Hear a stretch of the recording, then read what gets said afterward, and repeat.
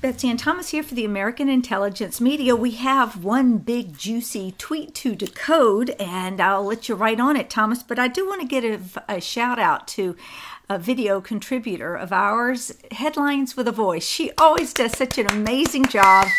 She's just cutting edge, and if you don't know her channel, I'll have her have it down in the link below. You definitely need to subscribe to that channel. She's the best. Yes, She's so good. She's good. Okay, let's get going. This is September 21st, 2018. I met with the DOJ concerning the declassification of various unredacted documents. They agreed to release them, but stated that so doing may have a perceived negative impact on the Russia probe.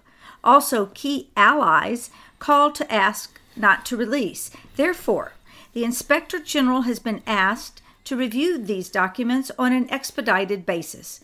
I believe he will move quickly on this and hopefully other things which he is looking at.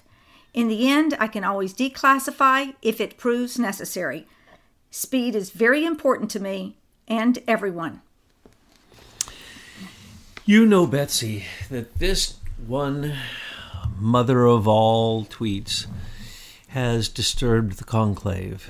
So we had to have an emergency meeting so that we could all give our opinions about this particular tweet, because it's enigmatic. Trump has completely, in the past, been for transparency. And of course he wants transparency in the case of these particular documents that want to be declassified, because they concern the FISA warrant, which was an attack upon him. It concerns Bruce Orr and other Comey's text messages, McCabe's text messages, all these text messages which all are going to reveal the conspiracy to attack Donald Trump, candidate Donald Trump, elect Donald Trump president. And it continues to this very day. So we couldn't understand why he would back off of this when Devin Nunes says that if just the 20 pages that he wants declassified as part of the FISA court requests and warrants for Carter Page, that will blow open the whole thing, that it'll actually, he's used all kinds of very dramatic words for the way that we will react when we read this, because basically he can't tell us that. He could come underneath ethical considerations for being the leader of the Republican leader of the House Intelligence Committee, which has been leading this charge, because they're the opposite of the Senate Intelligence Committee, which has been participating in this from the beginning. So we were speculating what could cause Trump to back off in this way. He had already said, yes, go ahead with it. So let's go over some of the facts.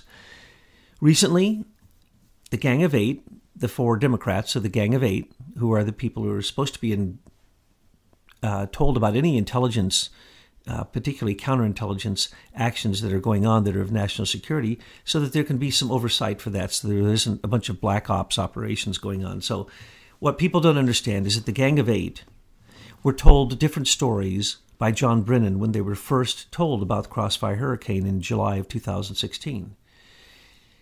So the Republicans were told something completely different than the Democrats, because the Democrats, even at that time, actually already from March, had been participating in creating the dossier and working with Christopher Steele. And they were going to interview Christopher Steele, but Christopher Steele wouldn't come over and do it because it looked like a political trap he didn't want to get caught in. Now remember, Christopher Steele is the person who hated Trump. Slow down, please. And didn't want Trump to get elected no matter what. He had absolute hatred for Trump. And Bruce Orr knew this. And Bruce Orr, of course, working as the go-between from the Department of Justice, State Department, FBI, CIA, the White House, and particularly the Senate Intelligence Committee through Mark Warner and Dianne Feinstein. Dianne Feinstein to begin with. Of course, Dianne Feinstein is a Chinese operative, as we know. She is an espionage agent. And recently she disturbed the entire Kavanaugh hearings because of a letter that she wouldn't let out of the grip of her nasty little hand. This woman is a plague of lies and falsehood. Anyway, let's go back. What could Donald... Well, first off, they, being Chuck Schumer, Nancy Pelosi, Adam Schiff, and Mark Warner, demanded that the president not declassify these documents because they would compromise the Mueller investigation. which is in Trump's tweet, right? That they would compromise the Mueller investigation because Trump is under investigation. No, he's not. And Rod Rosenstein has said this publicly, repeatedly. Or that it could disturb the sources and methods that were used in the collection of the intelligence that was part of what is going to be declassified. Hang on. Hold on. Why would the FISA warrant actually be called into question here because of that? And why would the tweets, or excuse me, the text messages between Andrew McCabe and Comey and Bruce Orr and the whole gang, what would those actually reveal? This is what we had to struggle with. We know that the entire Democratic leadership went completely nuts and put everything on the line and wrote this letter demanding that Trump not declassify these and giving stupid reasons why. As a matter of fact, those reasons are worse than lies. They're just, it shows clearly that they're guilty, so they don't want to be caught, okay? And then we have, of course, we hear that, well, first off, we have the DOJ and FBI stonewalling and all of this congressional demand, all these congressional demands, whether it be a new special investigator to look at Mueller and his Crossfire hurricane turned into his special independent counsel investigation with grand juries, which are completely insane? Or shall we look at the politicalization that was not revealed by Michael Horowitz? Only one person, because he didn't show candor during the investigation of the IG, Michael Horowitz investigation, it was Andrew McCabe, and Andrew McCabe now has to supposedly go before a grand jury, and that he is going to have to answer to not even lying, just not having candor. Though he was under 5 investigations. And by the way, Michael Horowitz picked up those investigations. Michael Horowitz picked up the Clinton investigations. He picked up the leak investigations. He picked up the perjury investigations of all the people who have lied to us in public, in public testimony at Congress, and nothing happens. The politicalization has already been set aside. And so now, remember what happened with the last one? When Trump told Sessions, do-nothing Sessions, Benedict Arnold Sessions, that he must look into these leaks, because here we have things like it came out that Daniel Richman was on... So who is Daniel Richman? Comey's bunk buddy, lawyer, institutionalized leaker to New York Times. Daniel Richman was literally a leak agent. And Comey comes out and says, you can't go after him, and you can't go after me. He's my lawyer. Well, that didn't stop them going after Michael Cohen's personal records, which they seized illegally. It didn't stop them going after Manafort's records, which they seized illegally. It didn't stop the special counsel, Robert Mueller, from going after President-elect Trump's entire transition team archives, which they raided. They kicked down Manafort's doors. They put him in solitary confinement. All for what? For nothing. Rod Rosenstein has come out and said there is no collusion, there's no corruption, there's no obstruction of justice, there is no conspiracy.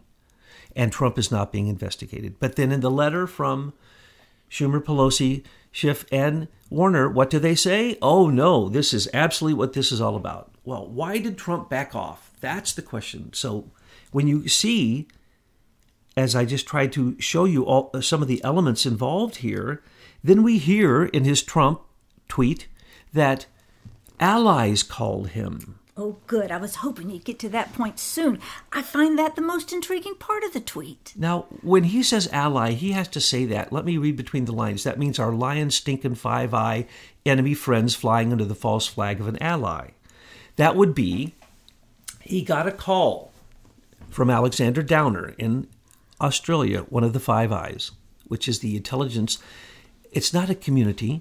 It is a pseudo-agreement that we share, sometimes openly, our NSA intelligence, raw intelligence, with Australia, New Zealand, Canada, and Britain, or United Kingdom. It's the globalists' surveillance system. Yes, it's part of Entrust, and it's part of the global surveillance system. They exactly trick as us revealed. thinking that they're different eyes in different countries all working together, but they're all working for the globalists. So this is who Trump got a call from. He didn't get a call from his allies. He got a call from the people who were guilty, who would be revealed as what they're calling sources and methods. Sources. Here's one of the sources, Alexander Downer, who made the first lie and made one of the first calls. He's a high commissioner from Australia. He was in Britain at the time working with, Trump probably got a call from this guy too, Sir Richard Dearlove, who used to be the head of MI6 because he was the one directing Christopher Steele, his prior employee, who worked for him. And he was getting his instructions from who? The British ambassador Anthony Wood, who John McCain, in March of 2016, came up with this plan of the framing Trump with Russian collusion and connections instead of Hillary being revealed as having those same Russian collusions and connections and conspiracy. And so they framed him, and John McCain was there from the beginning. And what did they do? The entire FBI worked on this from then on. Comey wanted to do an op-ed in March of 2016, putting Trump down, saying that he was connected to Russians. When he was put down in the meeting with Obama and the gang that Susan Rice describes in her tweet to herself after the inauguration, when she sadly realized... I believe it was an email she sent to herself. Sorry, I always say tweet. Email she sent to herself. After the inauguration, when she finally believed that Trump was going to be president and she couldn't take him down, with the insurance package, that's what the FISA court warrant for Carter Page is, the insurance package, which, by the way, there was no hearing. It was an application when there was no hearing. So what this is going to show is that there really was no hearing, that the information they brought to the FISA court, this is what Trump will declassify. The information they brought there was based upon salacious and unverified information working with spies from other nations, and that we actually paid them to work with those spies. And then that spy went bad, Christopher Steele, and told too much to too many people and gave out copies of the fake dossier, which, again, I loved what Devin Nunes said just now in one of his recent interviews was, anyone who would read this would know it could not possibly have anything to do with intelligence. Anyone who has ever seen an intelligence report could not have got beyond one line of this without laughing and throwing it in the garbage. And yet John McCain sold it. Henry Kerner took it to Dianne Feinstein. She worked with Daniel Jones. And they released this through Jack Wolf, through Allie Watkins, to try to make it all...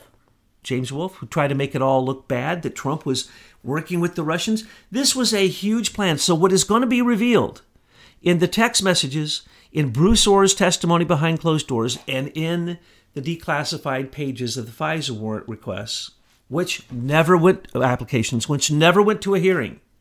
I told everyone this. No one besides us has ever said this, and the conclave argued with me at the time.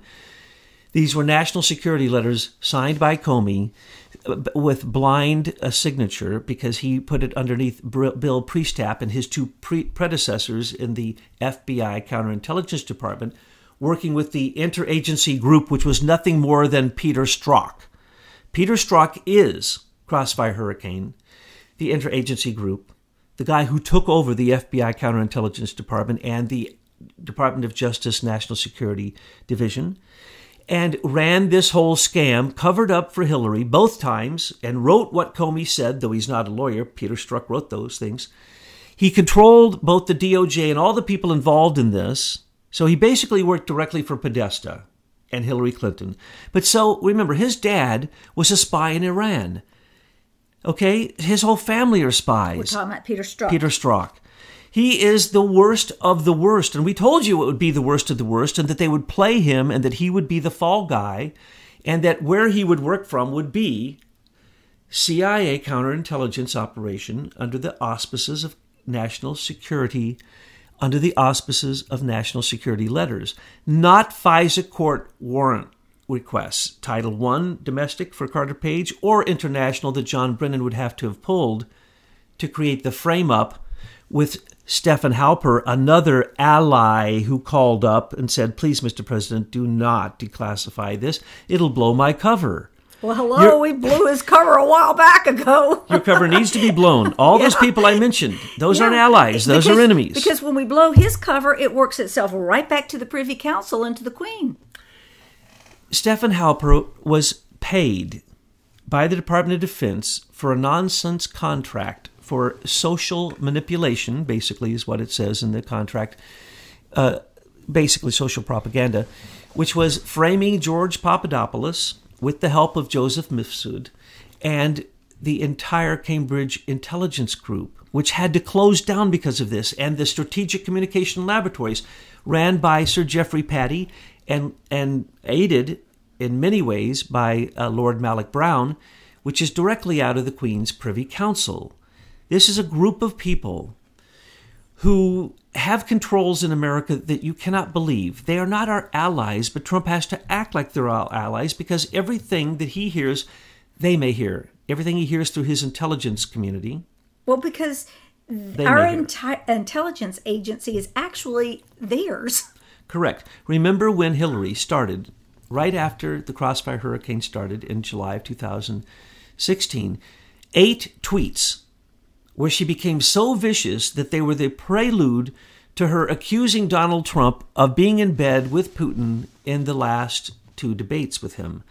And the tweets clearly said that she had insider information that 17 intelligence agencies of our 17 intelligence agencies in our intelligence community, and she would say all 17 have agreed that Putin interfered, and she quoted the joint report on Russian interference in the 2000 in American elections, which basically didn't say anything except the DNC was hacked, which is a lie, and that Sputnik and RT are Russian agents influencing us. And then later we hear all the garbage that Mark Zuckerberg gives us, which shows he's an idiot and there was nothing the Russians did. And then the garbage that's Robert Mueller brings out, indicting 25 ham sandwiches. Oops, excuse me, I mean Russian hackers. I mean, it's unbelievable that this investigation shouldn't have to be paid back by the people who are charging us money for it. And here's the thing. All of us out here see this, and they know it because they did it to us, and yet we can't seem to move forward in getting any of these suckers indicted. Now, what we had hoped, and we have mentioned before, and some of you will remember, that we need to poke out 4 of the eyes of the 5 eyes. Just poke them out, folks. Take a stick and poke them out. Those are our enemies. No one could be a bigger enemy to us than the United Kingdom. They are bigger an enemy than China. Though we are at war with China and on our southern border with Mexico, the UK and the Privy Council has more control over America than anything you can possibly imagine. We've revealed this again and again, and eventually we're going to find out that Axiom, we just found out that Entrust, the man who runs Entrust after Wesley Clark was running it, I believe his name is James C. Jones, he then basically sold Entrust out to another company. And who's that company? Axiom. And we know Axiom because they're connected to the British Privy Council. So we have now come full circle to find that the internet is owned. It's owned by one company, and it's the same type of setup as we have shown you that runs Serco, that runs the Crown agents, that runs so much of America. For instance, when they blamed the election being meddled with by Trump and his team with Cambridge Analytica, they were a small subsidiary of Strategic Communications Laboratory, which we called out when they were calling out Cambridge Analytica, and they have now stumbled and fallen, and they're closing. When we called out Serco, they're being held for $84 billion worth of fraud. I doubt that they'll survive it. We've also called out George Soros' interference in the supposed second Brexit. And what happened? He put 10,000 people on the street and he failed. We called out the 33,000 foot soldiers of Obama that work out of his bunker there that gets the presidential intelligence report and gives it to Valerie Jarrett and Eric Holder, and they run the OFA, which is nothing more than a Saul Alinsky. What is that? Socialism? Fascism? I don't even know what to call it. It's basically Marxism. And what is going on? What Trump found out, because he told us he insinuated, he hasn't even read those 20 pages that Nunes is talking about. He hasn't read these text messages, and because he didn't want to get involved, because he wants to keep his hands clean. But now I believe he read them, and what he read is everything that we have been telling him. So, Mr. President, since we know you listen, we just want to say, we told you so. And we're going to tell you more so of what's in the other stuff, because why? You are trying to keep it clean, and he's fighting a good, clean fight. And he is the contender of contenders. He is going to be the world heavyweight champion 2 terms, and then a MAGA candidate will run 2 terms after that. And America will reclaim its constitutional republic. But during that time, sometimes he's the only person in the ring, and the entire globalists have come out against him. Our allies called him to ask him not to declassify what America wants to know more than anything else. They want to see if there is a coup d'etat going on. And the allies call to say, don't do that. Those are our enemies, folks. Those aren't our allies. So, Betsy, the midterm elections are now in his hands. He knows he's going to have a red tsunami because he can already see it in things that have already shown themselves. Well, that's so clear, because if Hillary goes out, she has, 50 people in the audience. He goes out and he packs it. Plus, there's people standing outside. I mean, just look at the numbers. There are hundreds of thousands of people who are going to go after Mitt Romney's voting machines, which are run by his son Tag in 17 states, to show that basically Mitt Romney is working with Lord Malloch-Brown and George Soros and others who own the election machines in America and have rigged them for a long time. So we have pointed out that this rigging is going on and who's doing it, and we believe that we're going to start seeing pseudo, at least partially honest elections, because the illegal aliens are even being questioned now, with McCarthy putting forth a bill in the Congress saying that these cities that allow illegal aliens to vote, they have to stop that. Okay, then, Mr. McCarthy, why haven't you then supported action against sanctuary cities and the officials who should have been arrested and put in jail for basically allowing criminals back out onto the street knowingly and basically aiding and abetting felons and murderers? And how about sanctuary states? And how about people who refuse to basically follow laws in America because why? Obama and the Clintons and the Bushes didn't follow the laws? Well, they didn't. And the rogue White House has become the great embarrassment of probably the history of America. Well, that's a lot in that tweet. Can we get back to the tweet? I haven't even started on this tweet. Do you understand that this is the critical moment of his entire presidency? Well, he has in the palm of his hands the ability to crush the 17 intelligence agencies. And the mainstream media. Because NSA is being given out to everyone in the world for free because they're getting a courtesy copy through Hillary Clinton's and Huma Abedin's personal computers. That the Chinese had all 780,000 of Huma's stolen espionage text messages taken from Hillary's server. They were sent to the Chinese. We know this to be a fact. Do we know also, does anybody going to point out that there are 33,000 of the missing emails in 2 different forums in Christopher Wray's office, one on a jump drive and one on 6 CDs. He testified that to Congress. There is no missing Hillary emails. They were used as the framing trap for George Papadopoulos, Sam Clovis, Carter Page, and everybody else that Stephen Halpern was setting up and being paid $400,000 to do it. That's what's in the declassified FISA, but also that Michael Eisenkopf's article that was used to get that fourth FISA that Rat Rodenstein signed and said he did not read. Why did he not read it? Why did he? I told you, when he said that, that's the biggest tell. That's the biggest moment of truth that he had. Maybe the only moment of truth that Rat Rodenstein had during his testimony was he did not read that FISA warrant for Carter Page that he signed, the fourth one that is under question that is being declassified. Ha! Why didn't he? And I pointed out at the time, you see, there's proof of what I said. They didn't even use that. The surveillance was already on by national security letters written by Comey long before because he set up Carter Page in March of 2016.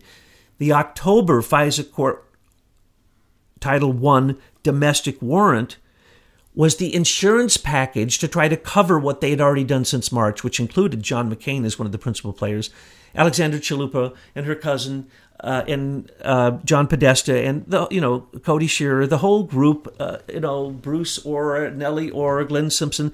They're all basically espionage, domestic war actors attacking the president at this very moment. That's what Trump saw when he read that. That's what we're going to see. And he can't, at this moment, do that on his own through his system of declassification, which would go through Dan Coates, because Dan Coates isn't going to do it. Dan Coates is a traitor.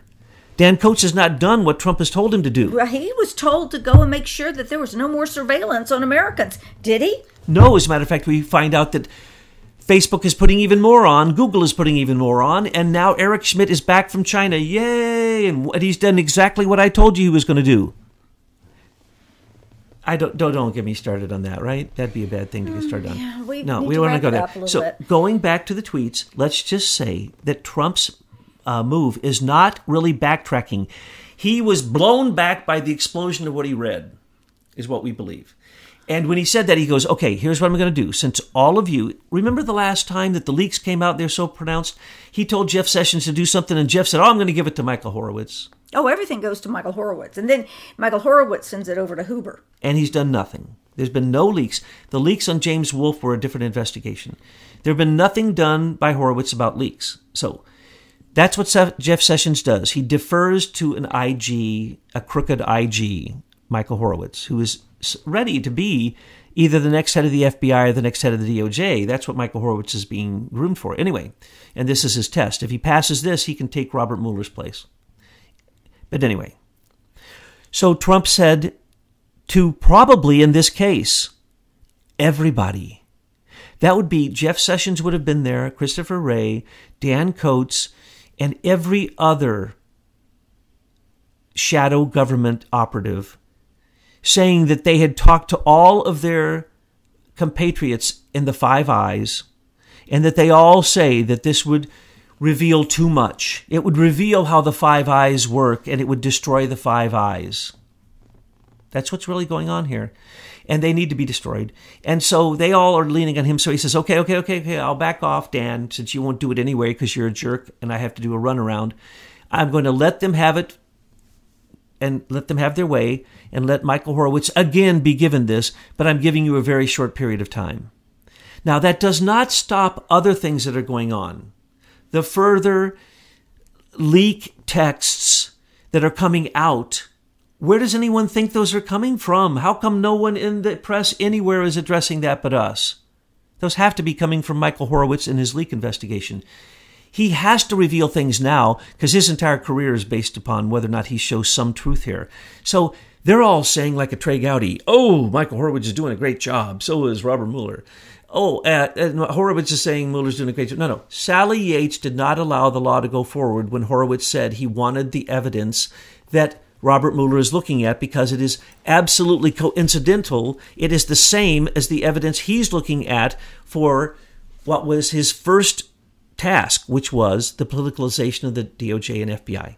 Well, what could be worse than what they did with the Russian dossier? That's politicalization of an historic level. So what is going on here? Trump is giving them a little more minute, and he is watching every rat come out and tell him exactly who they are. When Sessions gave his excuse for this, then Trump knew why Sessions is doing what he's doing.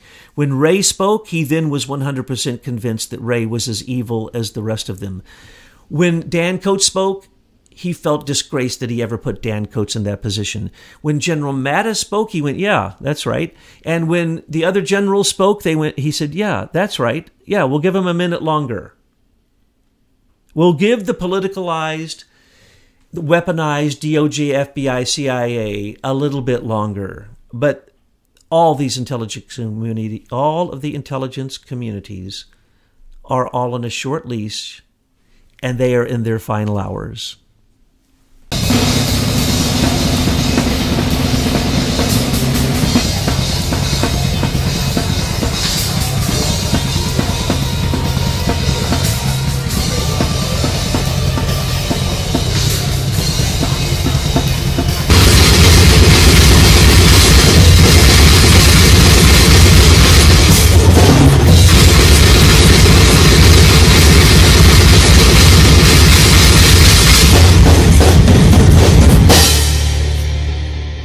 Bye.